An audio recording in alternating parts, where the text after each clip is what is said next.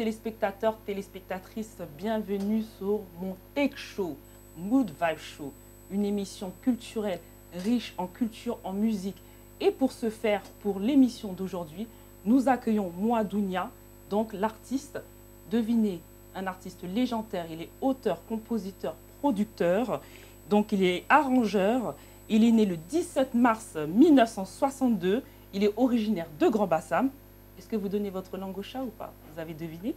Donc pour notre plaisir, et nous avons l'honneur d'accueillir dans nos locaux de Pactol Productions l'artiste Mewe. Bonjour Mewe, comment allez-vous? Bonjour Dounia, je vais bien, merci.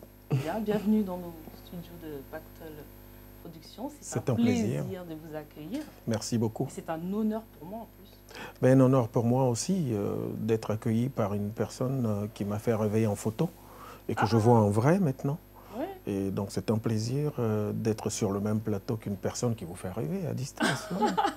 Vous êtes rêvé, Vous êtes très charmante. Oui. C'est vrai? Oui, vraiment. Je ne suis pas en train de draguer, hein, parce que j'imagine que votre petit ami nous regarde, donc désolé. C'est vraiment sans arrière-pensée. En tout cas, vous me faites déjà rougir. Bon Dieu. Je rougis déjà. Il nous écoute. Donc on dit que vous êtes originaire de Grand Bassam. C'est exact. D'accord. Et vous êtes né à Abidjan. Oui, je suis né à Abidjan le 17 mars, oui. Et bien, donc bientôt mon anniversaire. Oui, très prochainement. Voilà. Et 2 jours après, on fait un gros concert dans la région parisienne. De votre avec le Zogang. Frédéric. Frédéric, je m'appelle Frédéric. Oui. Voilà, Et comme pourquoi, Frédéric Bananier, oui. Voilà. Pourquoi, mais d'où vous est venu ce nom d'artiste? À quel moment vous êtes décidé de vous appeler Mewe? Quelle était la transition dans votre vie, même si on sait que c'était dans la musique, mais à quel moment précisément vous êtes dit que ce nom vous irait bien et comment vous l'avez choisi? C'est quand j'ai décidé de rentrer dans le monde professionnel que je me suis baptisé Mewe. Mewe veut dire mon chemin. J'ai choisi mon propre chemin, le chemin que Dieu m'a donné. C'est-à-dire, on est tous avec une vocation, vous comprenez. Et moi, ma vocation était dirigée vers la musique. Et cette musique-là, je l'ai entretenue tout petit par l'apprentissage. Et c'est quand j'ai décidé de rentrer pour la première fois en studio que je me suis baptisé Mewe pour respecter la volonté de mes parents qui ne voulaient pas que je sois musicien. Et donc, Frédéric Kewi vient d'eux. Donc, par respect pour eux, j'ai souhaité me baptiser Mewe pour ça. Il est dit quand même que vous faites vos premiers pas dans la musique depuis 1978 à 1984. Là, vous faites vraiment vos premiers pas dans la musique. Et après, vous vous installez en France en 1985. Donc, comment a été cette période et comment vous vous êtes dirigé tout doucement dans le milieu de la musique? Je vais rectifier un peu. J'ai commencé beaucoup plus tôt que ça. Ah oui? Oui, parce que j'ai grandi... À 16 ans, dire, oui. Oui, vous avez commencé, oui. Ben oui. J'ai grandi dans un environnement musical, mais paradoxalement, mes parents ne voulaient pas que je sois chanteur. Parce qu'à cette époque-là, dans les années 70, 80 et autres, la musique était encore un sot métier en Afrique. Tous ceux qui voulaient faire de la musique, alors qu'on les avait inscrits à l'école, c'était attention, ah non, non, non, tu ne vas pas faire ça. Et pourtant, on dit qu'à 16 ans, vous étiez avec votre groupe Pass, où vous terminez 2e de l'émission Les Pays, voilà, c'est ça. Et donc, c'est à la faveur de ces télécrochets à la télé qu'on a forcé, nous, pour vraiment faire valoir nos connaissances musicales à la grande échelle, c'est-à-dire au grand public. Donc, ces télécrochets podium nous a permis, nous les jeunes de l'époque, de nous exprimer en public. Et ça a permis à nos parents de revoir un peu leur copie, de dire finalement, si mon enfant passe à la télé, là, c'est qu'il faut le laisser faire. À l'époque, c'est ce qu'il fallait. Il fallait que les parents soient convaincus. Voilà. Ils ne faisaient pas du tout confiance au monde de la musique. C'est-à-dire vous êtes plutôt un artiste autodidacte. Vous avez étudié quand même la musique, ou est-ce que vous avez fait des cours de chant? Est-ce que vous êtes dirigé dans la musique sans carrière professionnelle musicale, c'est-à-dire sans école, sans formation? Comme je le disais tout à l'heure, c'est vrai, on est avec une vocation, mais cette vocation s'entretient. Et ça peut s'entretenir théoriquement, ça peut aussi s'entretenir dans la pratique. Nous, on a commencé par la pratique parce que forcément, quand vous êtes à l'école et que les parents ne veulent pas que vous soyez musicien, il est très difficile d'aller dans une école de musique. Donc, on était vraiment sur la base des autodidactes. Mais en étant autodidacte, on apprend à composer, à plaquer le do sur une guitare, à plaquer le ré, ainsi de suite, de façon autodidacte. Après, on peut se perfectionner dans la théorie. Et ça a été mon cas. J'ai commencé de façon autodidacte à jouer comme ça à la basse, à la batterie, un peu à la guitare, un peu à l'orgue. Et puis, après, j'ai décidé de faire du chant. Parce que j'ai une âme de leader. J'ai jamais voulu travailler derrière quelqu'un. Et j'ai toujours estimé que quand on est instrumentiste, on est souvent derrière le chanteur. C'est injuste. Et donc, j'ai choisi le micro pour ça, pour être le leader, pour être le patron. Et plus tard, donc, vous financez votre premier album, Aïe Bédou, qui sort en 1989. Et le succès de ses premiers enregistrements vous pousse à revenir justement en Côte d'Ivoire, où vous avez sorti pendant plus de 2 décennies, suivant 8 autres albums en studio et tournés plusieurs fois. Aïe Bédou, qui veut dire, dans mon patois, rouler les reins. Ah, rouler les reins. Et donc, bon, on roule beaucoup les reins en Afrique, vous savez ça. On est toujours dans la pratique avant d'aller au lit. Allez, je suis coquin, ne vous fiez pas à ce que je dis. Alors, là, on est dans les années 89, c'est vrai, mais il y a eu une transition. Je suis parti d'Abidjan pour Paris. D'accord. Donc, je suis arrivé en France en 85. Je rencontre mon mentor dans le monde des studios, qui est Bamba Yang, qui m'initie au travail de studio et tout ça.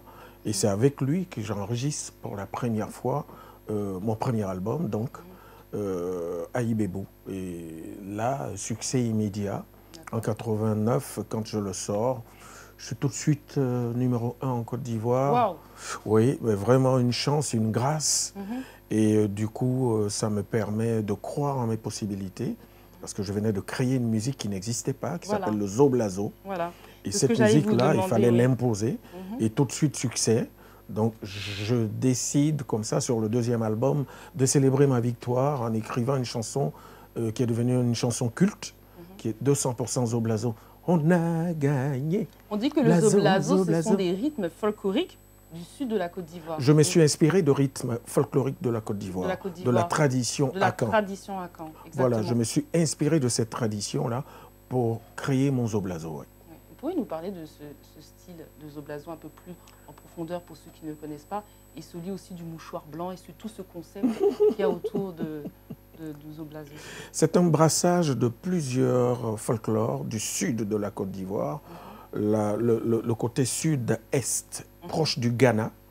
Et donc, c'est ce côté-là qui regroupe le groupe Akan. Et donc, je me suis inspiré de toute cette tradition-là, en brassant plusieurs folklores, notamment la fanfare, le sida, la bissa et tout ça, pour faire la base de ma musique. Et puis, bon, dans la finition, j'ai injecté beaucoup d'instruments du monde moderne, comme la guitare saturée, les violons, les cuivres et tout ça, pour me rapprocher de la mondialisation, déjà à l'époque. On était des avant-gardistes. On savait que la mondialisation allait arriver, donc il fallait que cette musique-là, déjà à la base, soit très métisse. Donc c'est votre premier album, Aïe Bédou, qui met tout de suite en avant votre style Zoblazo, on dit. Oui, tout de suite. Tout de suite. Et oui, sur le premier album. Et le deuxième album qui confirme cette volonté-là d'afficher une musique nouvelle provenant de la Côte d'Ivoire sur le continent africain. D'accord. Moi, je vais vous proposer, mais oui, qu'on écoute un justement de vos titres qui s'appelle justement « Tu dis quoi ». Tu dis que quoi? Tu dis que quoi? Et qui rend hommage à la culture camerounaise. Ben voilà, c'est cette ouverture d'esprit qui caractérise la Côte d'Ivoire que j'ai voulu mettre en avant sur ce titre. Parce qu'en Côte d'Ivoire, on est un pays hospitalier, on est un pays ouvert aux autres. Et c'est ça que j'ai voulu matérialiser à travers ce titre. Justement, après, on a un téléspectateur, donc un fan, qui pose une question et qui demande justement par rapport à ce titre-là, qu'est-ce qui vous a inspiré? D'ailleurs, je vous propose tout de suite, on va l'écouter. Tu dis que quoi? Donc, qui rappelle un petit peu la culture camerounaise. Et on revient dans quelques instants. Donc, à tout de suite. Cameroun, l'Afrique en miniature.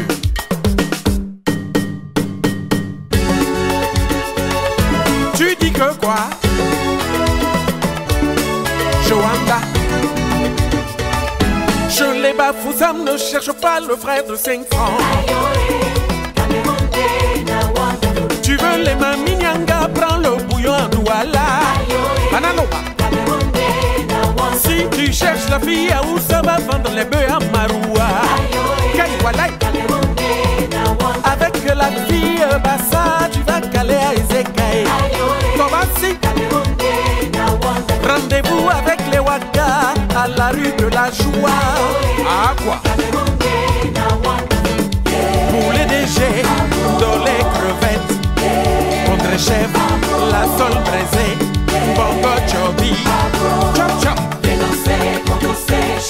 Tu dis que quoi? Tu dis même que quoi? C'est ça même. Claude Feu. Tu dis que quoi? Tu veux ta part?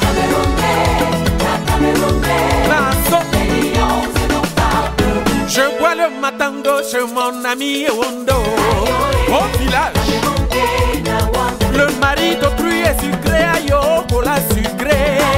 Tu t'aimes. Tu fais ton nyanga, ton caleçon fait quoi chez moi? Massa. On va manger le hachou à Bamenda et à Bafou. À Bouéa. I like a roll. Watafufu. Jama jama. Les nyondo. Les bobolos. Tu dis que quoi? Ce pays-ci, c'est comment?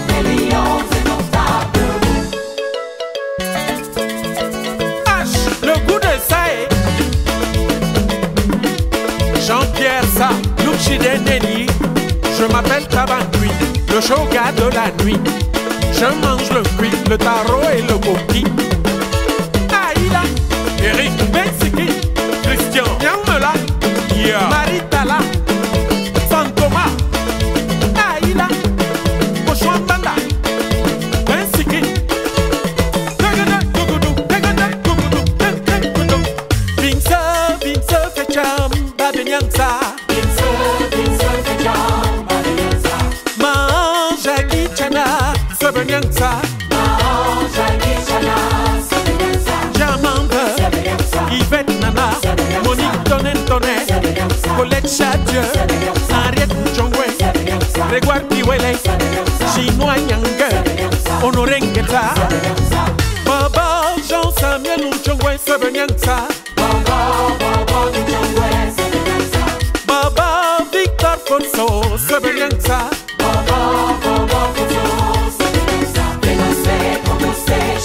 Tu dis que quoi? On va faire comment? Wonderful. Massa, voici le mangambe.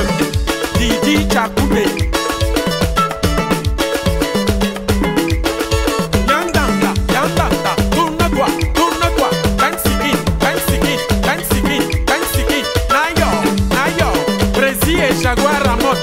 Tara, Léonard Chatelain. Ce nyang-là, Tal, Maître Fenze, Jaman Vero, Sylvain Kong, Michel Fongan, Liliane Gabou. Taba, ton, taba, taba. Dinali, H. Macabo de Sae. Emmanuel et Colette Chadieu. Ma promo. Coty François. Roger Mila. Claude Chuinja. Aïla. Aïla. Bensiki. Bensiki. Bensiki. Bensiki. Aïla. Qu'est-ce derrière nous? Kemayo. Consti et K. Yandanda. Yandanda. Tourne-toi. Tourne-toi. Bensiki. Bensiki. Bensiki. Samuel Eto. Rigobert Son. Ouais. Mayan. Tu marches avec le timbre. Jean-Émile. Sina. Tu es simple. Ta. Patati pata. Numéro 69. Mamouza. De retour donc sur le Mood Vibe Show. Nous sommes avec Mewé et on a un téléspectateur qui a justement une question pour lui. Donc on lui laisse le temps de y répondre. Salut Mewé, je suis Alain Boris depuis le Cameroun. Et comme toujours, c'est un plaisir pour moi de te suivre, tes chansons et tout, c'est toujours un grand kiff. Comme tous tes fans, j'ai découvert ton clip intitulé Tu dis que quoi, tourné ici au Cameroun. Et ce clip est sorti à un moment où le débat faisait rage sur le multiculturalisme et le vivre ensemble dans notre pays. Alors, j'aimerais savoir ce qui a inspiré cette chanson-là à ce moment précis de notre histoire. Merci. Salut Mewé, je suis Alain Boris. Et comme toujours, c'est un plaisir pour moi. Alors, on va laisser Mewé le temps de répondre à la question. Mais très belle question, j'apprécie vraiment parce que nous, dans notre bulle, on n'a pas conscience souvent que les réactions peuvent être aussi positives loin de nous. C'est vrai que j'aime beaucoup le Cameroun déjà à la base. J'aime mon continent, j'aime l'Afrique. Mais le Cameroun est l'un des premiers pays en Afrique centrale à avoir adopté ma musique. Et je l'ai vu en délicatesse, en difficulté à un moment donné, sur le plan politique. Et ça m'a interpellé. Nous, les chanteurs, on peut souvent rassembler. Et c'est notre devoir. On peut rassembler par nos chants. Et quand on a l'occasion, quand on a la chance d'être une célébrité, d'être écouté, d'être une voix qui porte, on doit profiter de ça pour positiver, pour sensibiliser. Et c'est ce que j'ai fait. Je me suis dit, allez, ce Cameroun-là qui m'a porté en Afrique centrale est en difficulté. Allez, il faut que j'écrive quelque chose pour sensibiliser, pour parler. Dieu merci si ça a été apprécié. Ce n'est pas toujours évident, mais j'ai fait ce qu'il fallait, je pense.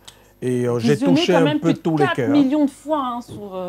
bien visionné quand même. On peut mieux faire. Ah non, c'est déjà bien. Moi, il faut déjà faire 1 million, même 100 000 déjà. Il y en a qui boostent. Il y en a qui boostent par... Ah oui, mais c'est pas votre cas, vous. Mais non, non, non. Moi, je suis vrai dans tout ce que je fais. Donc, on est bien d'accord que vous avez... C'est un titre qui a quand même bien fonctionné, qui a été quand même un carton, qui a été apprécié de vraiment de tous. C'est un super score. Et c'est la preuve que ce titre a touché les cœurs. Et voir que les anglophones d'un côté, les francophones d'un même pays soient rassemblés par une chanson, dansent ensemble sur une chanson de Mewé, j'en suis plus que touché, quoi. Vraiment, c'est un bonheur pour moi et c'était le but. D'accord. On dit que votre succès immédiat, il est proclamé en 1990. C'est ce qu'on dit, par des professionnels du showbiz ivoirien. Donc en tant que meilleur chanteur de Côte d'Ivoire en 91, et votre carrière internationale, vraiment là, elle décolle. Est-ce que vous pouvez nous parler de cette période-là? Et quand est-ce exactement vous avez vraiment senti que votre carrière, elle a vraiment décollé? Et qu'est-ce que, au niveau du showbiz en Côte d'Ivoire, quelles étaient les réactions parce que c'est quand même votre culture, c'est déjà bien de toucher sa culture, parce qu'il y a beaucoup de gens qui chantent, mais ils n'arrivent pas à toucher leur peuple. Et vous chantez, vous touchez votre peuple, que ce soit par les personnalités du showbiz, ou les personnes lambda, ou même les fans. Est-ce que vous pouvez nous parler de votre secret et qu'est-ce qui a amené ce succès dans les années à peu près 1991? Oui, donc il est clair que là, on quitte 2019 pour revenir en arrière, en 91. Et du coup, ça me rappelle encore ce que je disais tout à l'heure. J'arrive sur le chiquier discographique avec une nouvelle musique. Inspirée de la tradition ivoirienne, je fais tout de suite un exploit. Ça, c'est Aïbebo. C'est quoi le succès? Et donc, le 200% qui vient derrière, c'était pour célébrer ma victoire. D'accord. Sur ce défi que je m'étais lancé. Et donc, c'est pour ça que j'écris cette chanson. Blazo, blazo, zo, blazo, on a gagné. Cette chanson, voilà, ce refrain pour célébrer ma victoire sur le deuxième album. Et concours de circonstances, c'était une année plus ou moins électorale dans toute l'Afrique. Et donc, ça a été récupéré par les partis politiques. On a gagné. Et nous, la Côte d'Ivoire, on remporte notre premier trophée continentale en football au Sénégal avec la même chanson. On a gagné. Donc, ça booste tout de suite ma notoriété et ça me permet de traverser encore d'autres frontières, de quitter même l'Afrique pour la France, les États-Unis, un peu partout. Je tourne comme ça, quoi, dans toute la communauté. C'est génial. Et comment Meïwé s'inspire de la musique? Comment il travaille? Ben, je travaille particulièrement comme un humain. Je me sers de tout. Notre interview, là, peut m'inspirer. Je peux chanter. De tout. Vous inspirez Elle de est tout. si belle, Dunia, avec ses dreadlocks. Elle est si belle, Dunia, wow, de la pour chance. synthétiser avec ses talons aiguilles rouges. Génial, merci Voilà. beaucoup. Mais tout peut m'inspirer en Oui, fait. Je peux m'inspirer de tout. Je peux m'inspirer de tout. Notre interview, la caméra en face peut m'inspirer. Et c'est comme ça qu'un chanteur comme moi décide d'écrire « Ma chérie, elle est lolo, pama, ah, wania varma pama, ma chérie, elle est lolo, pama. » Mais c'est comme ça. Comment écrire une chanson sur des lolos? Mais c'est-à-dire tout peut m'inspirer. Je peux être inspiré par ma folio, ma tête nyami.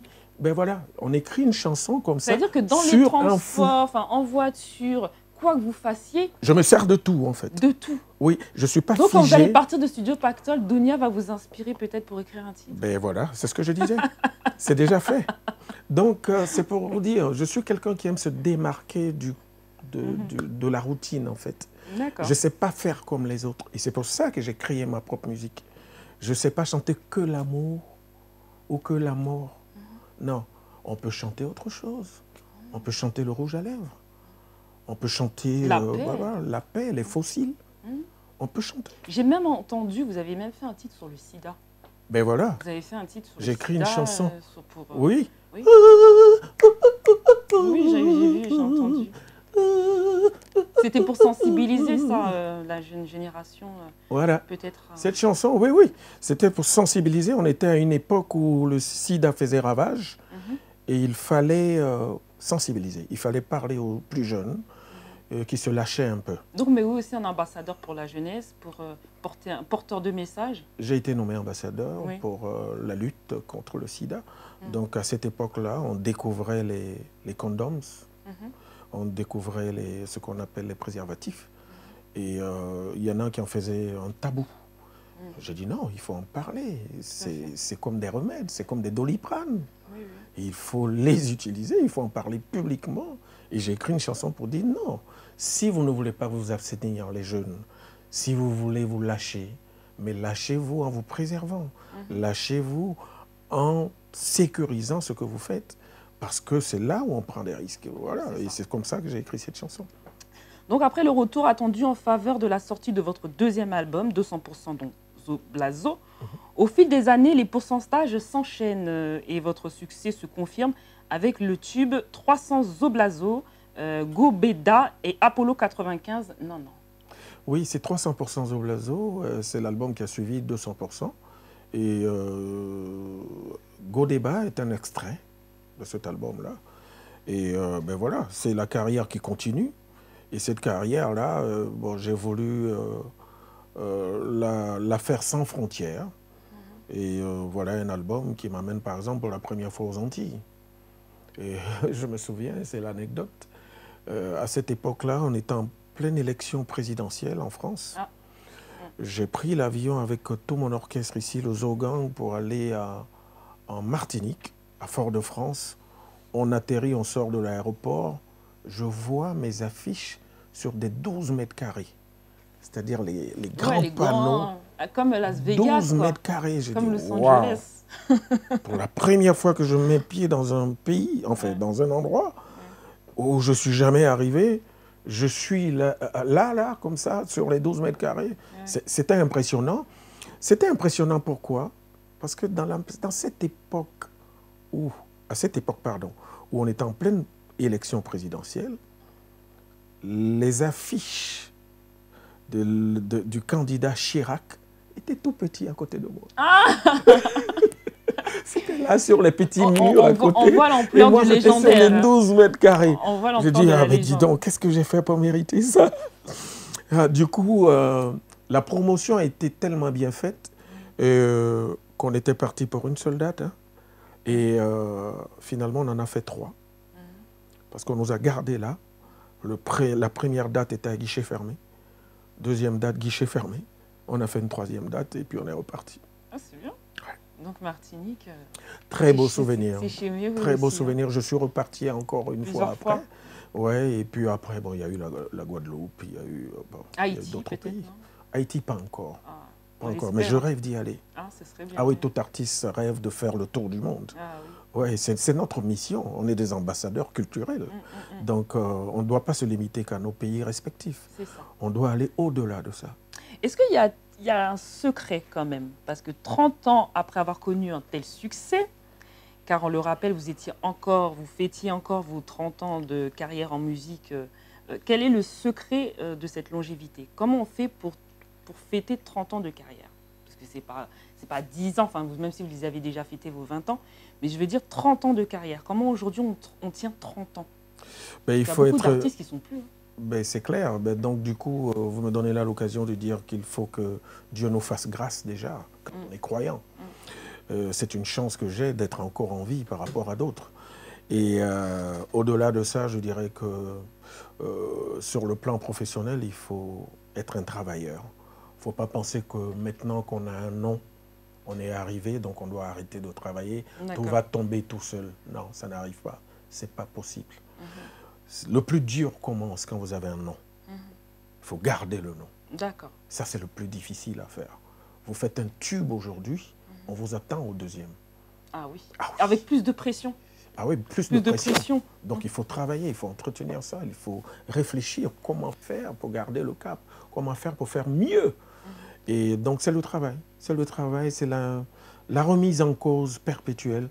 Il faut se dire tout le temps que, ok, la musique évolue. Comment évoluer avec cette musique? Qu'est-ce qu'il faut faire? Et pour le faire, bon, il faut écouter la mode, il faut écouter la tendance, il ne faut pas être déconnecté, il ne faut pas se dire « Ah tiens, les nouveaux, là, ils font n'importe quoi ». Non, il faut les écouter, oui, les nouveaux, important, oui. Et s'inspirer un peu de ce qu'ils font. Oui, c'est ça. Voilà, et se mettre à jour comme un ordinateur. Et en 2009, là, par contre, vous avez fêté vos 20 ans de carrière à l'occasion de la célébration de vos 20 ans de carrière. Là, vous sortiez un album intitulé M20. Là, c'était pour vos 20 ans de carrière. Et cet album comprend particulièrement la participation de guest stars. On parle de Passy ou le titre dedans de Lincha. Ben oui, Lincha. Ouais. Ah oui. Que j'ai rencontré, elle est géniale, hein, Lincha. Ah ben oui, écoute. C'est une femme exceptionnelle. Là, c'était pour vos 20 ans. Là, pour les 30 ans, on peut s'attendre à quoi? Puisque c'était pour les 20 ans déjà en 2009. Dans notre bulle d'artistes, de stars aussi, bon, ça nous arrive, hein, nous aussi, d'être fans. Donc, je réalise des rêves, moi aussi. Hein. Et vous n'avez pas cité Jacob Desbarrieux, vous n'avez pas cité on va venir. Des Etienne Mbappé et tout ça qui ont travaillé avec moi. Paix à son âme, Jacob Desbarrieux, ben, c'est quelqu'un qui m'a fait... Kofi Olomide, Loko Akanza, Kodjo Antui, plein de stars avec lesquelles j'ai travaillé en collaboration. Donc c'est pour vous dire qu'on réalise des rêves aussi. Et donc ça a été un bonheur de partager cette passion avec eux, et cette passion commune.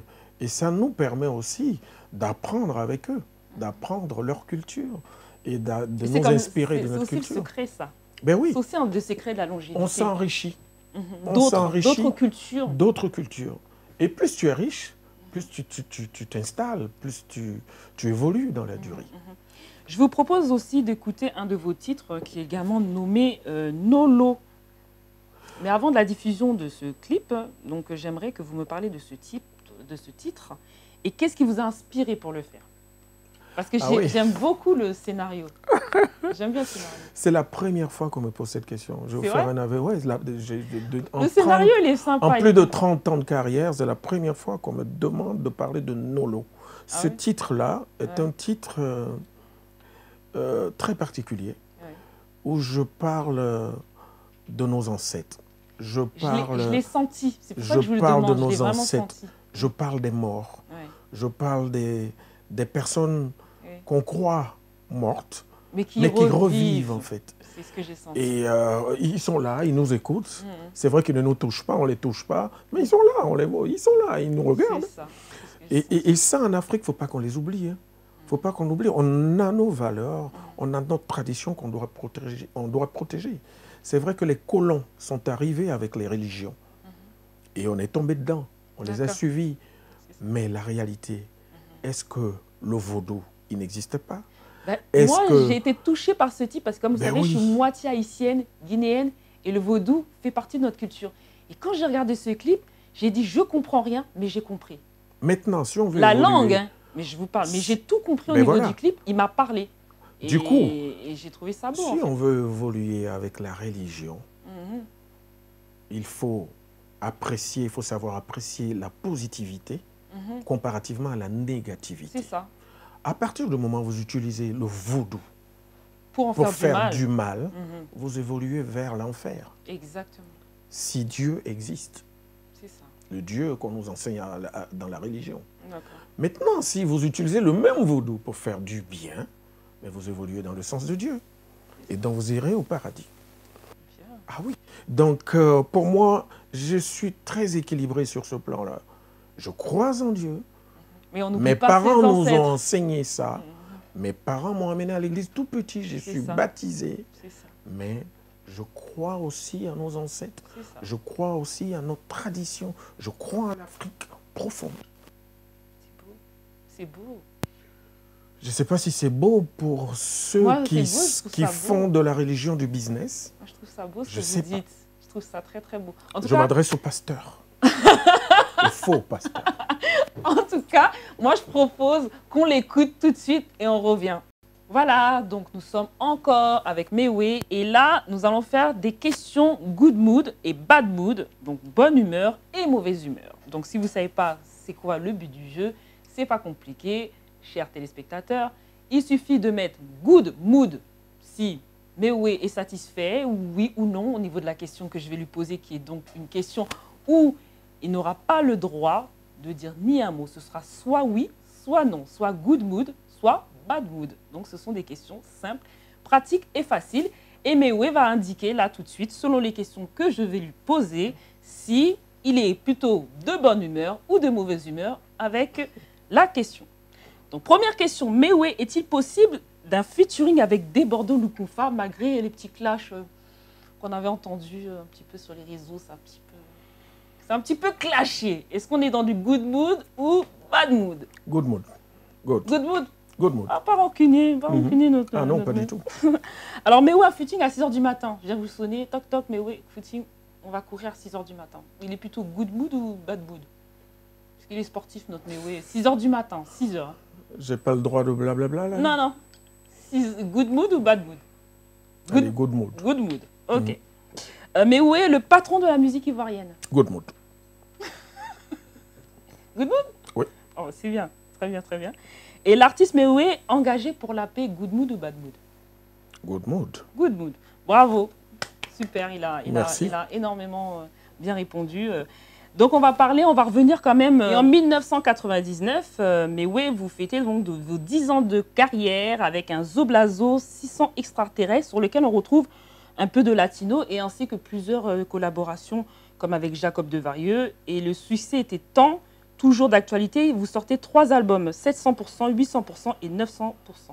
Alors, pour revenir sur cet album 99, il est particulier, c'est l'album Extraterrestre.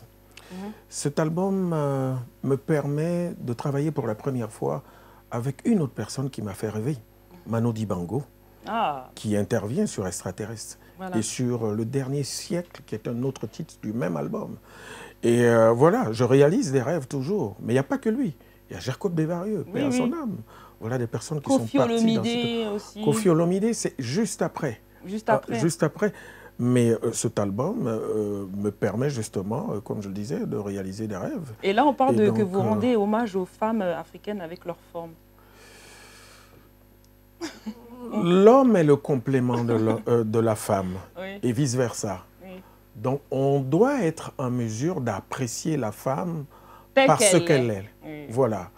La femme telle qu'on nous présente à l'occidental n'est pas celle que je reconnais en Afrique. D'accord. Parce que les Miss France, les Miss Angleterre, Miss Danemark, c'est carrément la réplique des hommes. Elles sont plates. La femme, la vraie femme doit être rondelette. Elle doit avoir des rondeurs. Elle doit avoir un peu de lolo. Elle doit avoir un peu de moutou, comme on appelle chez nous, le ndombolo. Mais il y a des Miss aussi rondes. Hein. Il y a des Miss rondes aussi, ça. Non, ça, la nature peut vous amener vers ça. Mais ce n'est pas ça qu'on doit nous vendre sur les plateaux de télé. Ce n'est pas ça qu'on doit nous vendre. Parce qu'une Miss France représente toutes les femmes françaises. Est-ce que toutes les femmes françaises sont comme ça? Eh non. L'homme est de nature plate. La femme doit être le complément de l'homme par ses rondeurs. Et c'est ça que je mets en avant souvent, comme sur les titres, comme Miss Lolo, comme Roulé Moutou. Et voilà, c'est des titres que j'ai composés justement pour magnifier les rondeurs de la femme. Et ça nous fait rêver. Moi, j'aime ça. Oh là là, c'est... Quel charmeur. Hein. Vous êtes charmeur un peu. Hein. Non, je suis vrai. Je suis vrai. Et je dis tout haut, ce que beaucoup pensent tout bas. Et souvent, on est détesté pour ça, hein, parfois. Ah non, ça crée des accords, des fois. Une femme, c'est ça. Oui. Moi, je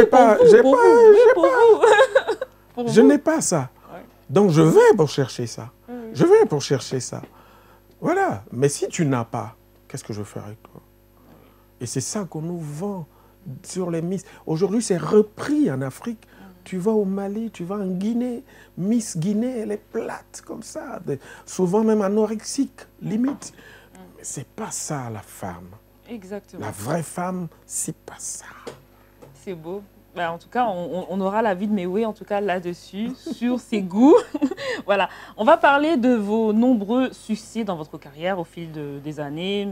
Les pourcentages se succèdent et votre succès se confirme avec les tubes 300% Zoblado, Apollo 95-90, Les Génies parlent de ma folie Babayer, Miss Lolo Golgotha, et voici les ficelles de DJ Tassouman, Émeraude samedi soir. Parlez-nous d'un peu près de tous ces succès quand même de 1989 à 2019 où l'artiste est quand même resté constant, représentatif de sa culture. Mais oui, il est toujours resté constant et en effet, il a eu plusieurs célébrations comme le 13e album de sa discographie et toute cette petite période où vous êtes resté constant en tant qu'artiste. Est-ce que vous pouvez nous parler un petit peu de tout ça? C'est le parcours qui continue, c'est l'aventure en musique qui continue. Et comme je me suis dit qu'il fallait aller le plus loin possible dans mon envie de mettre en avant cette musique ivoirienne, je ne me suis pas donné de limite. Donc il fallait continuer à travailler, continuer à proposer des choses d'un certain niveau, d'une certaine qualité à mon public, à tous mes fans. Et c'est ce que j'ai continué à faire avec mon Zogang, avec mon staff, avec mon équipe. Et nous sommes arrivés comme ça, en 2019, à justement rester constants dans le travail, tout simplement. Et ça vous a valu quand même des trophées, des récompenses. Ah, oui, on parle de reconnaissance qui confirme votre statut d'icône de légende de la musique africaine. Et vous avez eu donc plusieurs quand même trophées qui vous qualifient, qui confirment votre talent d'artiste. Est-ce que vous pouvez nous parler de ces trophées et à quelle période vous les avez eus et à quel moment et pour quel titre exactement vous avez eu tous ces trophées? Les trophées, c'est des signes de reconnaissance, c'est des signes de motivation parce que forcément, quand vous êtes plébiscité parmi plusieurs artistes, ça vous donne une motivation supplémentaire pour continuer à croire à ce que vous faites. Et donc ça m'a énormément servi. Il y a eu les Cora, il y a eu les African Music Awards, il y a eu énormément de trophées que j'ai eu à travers le continent africain et même au-delà. Et donc ça m'a permis sincèrement de continuer à croire en ce que je faisais. Et c'est ce qu'on a fait jusqu'en 2019 et jusqu'à maintenant, aujourd'hui, en 2022. D'accord. Parlez-nous de vos arrangeurs, avec les participations de vos arrangeurs comme Dongi, DSK ou On The Beat, Champli Kilo ou JC Beat. Parlez-nous de vos arrangeurs avec les personnes avec qui vous collaborez, avec qui vous travaillez, parce que quand même des personnes assez reconnues, du moins dans le milieu de la musique. Est-ce que vous pouvez nous parler un petit peu de votre expérience avec eux et comment vous travaillez avec eux? Ben, il faut retenir tout de même à la base que je suis principalement mon arrangeur, c'est-à-dire je conçois ce que je fais, mais au fur et à mesure, j'ai voulu aussi partager cette passion-là avec d'autres arrangeurs parce qu'on fait un travail de communion, on fait un travail, nous, dans la musique, qui rassemble. Et ça doit se matérialiser par des actes. Et ces actes-là, c'est quoi? C'est souvent faire des collaborations avec d'autres personnes. Travailler avec des personnes qui ont une autre vision de la musique. Et ça permet de... on a toujours dit l'union fait la force. Et travailler avec ces personnes-là, ça m'a permis non seulement de me maintenir, et puis de m'enrichir d'autres cultures, des richesses variées, originales, avec, comme vous le dites bien, transfrontalières. C'est vraiment... C'est le but, c'est de s'enrichir davantage. Et plus on est riche, plus on dépense. Mais alors, qu'est-ce que Méoué n'a pas fait, du coup? Parce que Méoué a fait beaucoup de choses par sa reconnaissance, par ses récompenses. Il a beaucoup voyagé, il a beaucoup d'expérience. Il est précurseur du Zoblazo. Il est aussi musicien, arrangeur, producteur. Qu'est-ce que Méoué n'a pas fait en tant qu'artiste légendaire? Parce que... Oh, il y a trop de choses qu'on n'a pas fait encore. Comme quoi? Ah, il y a tellement de choses qu'on n'a pas encore fait. Que vous rêviez de faire en tant qu'artiste? Je ne sais pas. Que vous n'aviez jamais fait? Faire un concert à Haïti, par exemple, et faire du compas. Ah. J'adore le compas. Ah oui? Ah oui, je connais Tabou Combo. Ah, oui. Je connais les T-Vice et tout ça, je les ai vus en concert. Bon, c'est des musiques que j'aime, c'est des grandes musiques. Voilà des personnes qui sont restées ancrées dans le live, qui disparaissent de nos jours. Et donc ça me parle. C'est des musiques qui me parlent. Pourtant, le dernier titre que j'ai entendu il n'y a pas longtemps, il est assez... il fait un peu compas zouk, je trouve. Le dernier titre que vous venez de... ça fait même pas 4 jours. C'est la preuve que j'aime le compas. Et c'est pour ça que je parle d'Haïti. Non seulement ça, mais je m'inspire beaucoup de tout ce que j'aime dans le monde. Et il y a tellement de choses que j'aime que je ne sais pas si je pourrais exploiter tout ça avant la fin de mes jours. Je ne crois pas.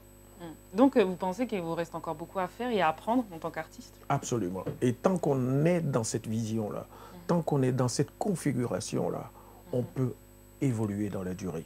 Mais il ne faut jamais croire qu'on est arrivé. On n'est jamais arrivé. Dans tous les domaines.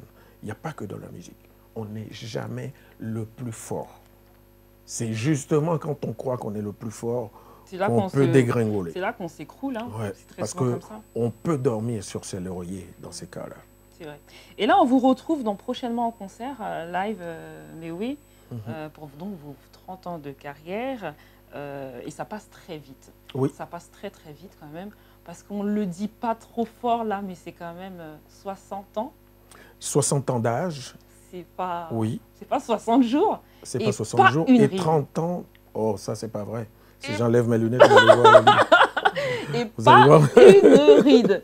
Vraiment. Parce que je sais que sur un magazine, là, sur les réseaux sociaux qui est connu, un magazine ivoirien, oui. Les gens, bon, vous n'avez pas vu depuis plus d'1 an ou 2, et ils ont comparé les deux photos.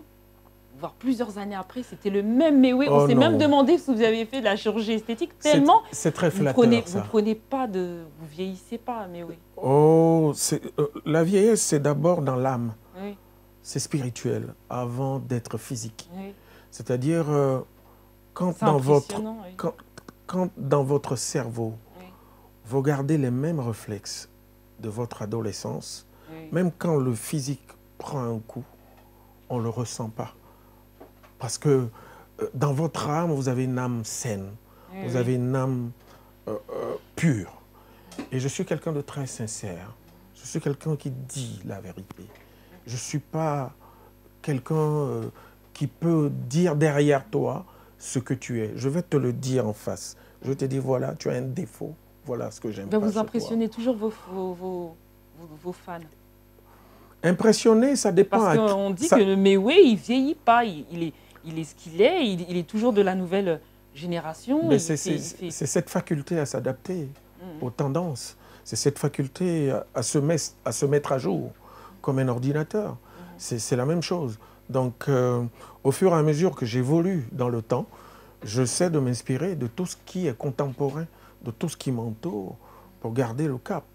Et puis bon, comme je le disais tout à l'heure, il faut que l'hygiène de vie aille avec ça. C'est sûr. J'ai pas d'excès en fait. Je fais tout modérément. Quand il faut prendre de l'alcool, je bois juste ce qu'il faut. Modérément. Mais il ne faut pas aller au-delà de ce qu'il faut. Et je ne fume pas. Je suis très actif. Comme je le disais tout à l'heure, j'ai gardé les réflexes de mon adolescence. Je fais mon lit moi-même. Je lave mes dessous, souvent. Voilà, je fais du ménage à la maison de temps en temps. Très bonne chose. Voilà. Des choses simples. Voilà. Eh ben, vous avez entendu, public, téléspectateurs, Méoué ne fait pas de chirurgie esthétique, il est juste, c'est une personne saine et qui utilise, qui a les bons réflexes en tant que personne. Voilà. Merci. Parce que sur les réseaux sociaux, on en entend, Méoué c'est bizarre, est-ce qu'il se pique pas un peu et tout? Non. Mais non, il est juste jeune dans sa tête. Voilà. Alors le samedi 19 mars 2022, vous serez en spectacle au 15 avenue Salvador Allende, 93 300 à Épinay-sur-Seine. Et nous serions, nous, heureux, nous-mêmes, ainsi que moi, Dounia, mon staff, mes réalisateurs, Pactole Productions, pour vous accompagner pour ce moment mémorable qui sera donc votre concert. Merci beaucoup. Et j'ai apprécié ce que vous avez dit, c'est vous serez en spectacle. C'est différent d'être en concert, parce que le concert, c'est banal. Un spectacle, c'est... Mais là, aujourd'hui, avec moi, voilà, déjà, par exemple, vous êtes en spectacle. C'est un spectacle. Ben oui, un spectacle. C'est un show. Un spectacle, c'est déjà... show. Ben oui, c'est le look, c'est la façon de s'habiller, c'est la façon de se présenter, c'est la façon de diriger les lumières sur scène, c'est la façon de décorer la scène, c'est les tenues de scène, c'est les chorégraphies, c'est la musique derrière. C'est un ensemble qui est le spectacle. Et ce spectacle-là, oui, c'est pour célébrer mes 30 ans de carrière, mais en réalité, c'est 32 ans. Ah! Oui. Ah oui, bon, c'est bon. On aura l'exclu. On aurait pu fêter les 30 ans de carrière 2 ans en arrière. Mais vu la situation sanitaire qui nous a plongé de confinement en confinement, on a retardé. Et c'est pour ça qu'on fête ça que maintenant. Donc le 19 mars, Méoué et le Zogang en concert pour célébrer mes 30 ans de carrière, mais aussi mes 60 ans d'âge. Donc c'est un double anniversaire qu'il ne faudra pas rater parce que c'est une date unique à Épinay-sur-Seine, au palais Chanawaz, Méoué et le Zogang. Super, génial. Bon, écoutez, j'espère que vous avez apprécié cette petite interview. Merci Méoué d'être venu nous rendre visite. J'espère que ce ne sera pas la dernière. On vous attend, vous êtes le bienvenu au studio. Vous revenez, bien entendu, quand vous voulez, sur mon émission. Merci. À très bientôt, cher public, et je vous donne rendez-vous pour une prochaine édition. Bisous. Bye.